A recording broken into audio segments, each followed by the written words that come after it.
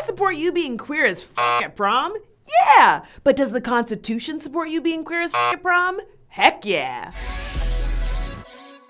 Prom season is upon us, and that can mean fancy clothes, fly hairstyles, and your parents taking a lot of photos. Mom, stop! But for some LGBTQ plus high schoolers, prom can be a stressful time with a lot of questions. So I invited my friend Dylan Marron to ask him a big question of my own. What is it? Will you make a video with me about being queer at prom? Oh my god, I thought you'd never ask.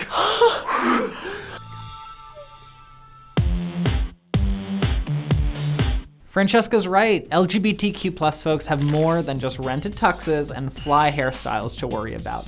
And it makes sense because high school can be a tough time for those of us who aren't straight or cis. Side note, cis is short for cisgender, meaning people who identify as the gender they were assigned at birth. So, as our straight and cis classmates get a head start on dating and intimacy and awkwardly making out in movie theaters, we might be retreating into ourselves wondering if we'll ever get a chance to try that out too.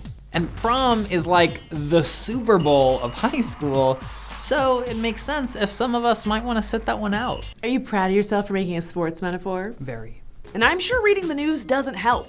Just last year, Raymond Tullier and Nicholas Newport were banned from attending their prom just for wanting to go together. Ash Whitaker, a trans guy from Wisconsin, wanted to run for prom king, but his school said he had to run for prom queen because he's AFAB, or assigned female at birth. And in 2010, Constance McMillan was told she shouldn't bring her girlfriend to prom or even wear a tux. Now that's not a prom I would want to go to, but hey, if your idea of fun is a discrimination ball, you do you. But if you're watching this video and you can't wait to be your beautiful queer self at prom, then we have some good news for you. Being out and proud at prom is your constitutional right, seriously. And for that, you can thank a Rhode Island teenager in the 80s, a gay student organization in the 70s, and a group of high school students protesting the Vietnam War in the 60s. To understand how all of those fit together, let's go back to 1980 when one guy wouldn't take no for an answer and changed the course of history. His name was Fricke, and in 1980, he wanted to bring a dude to prom.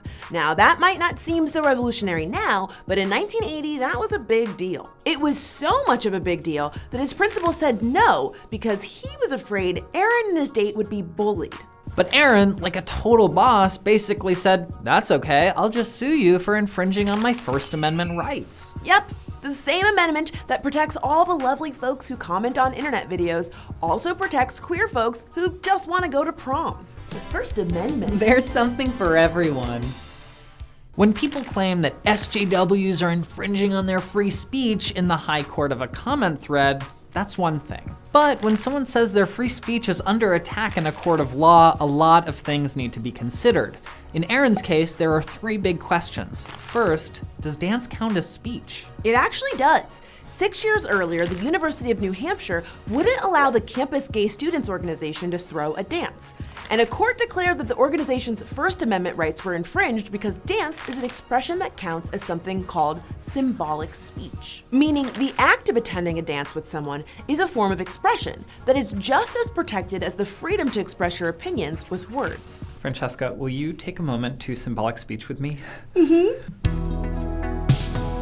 Should we get back to the video? Shh, it's symbolic.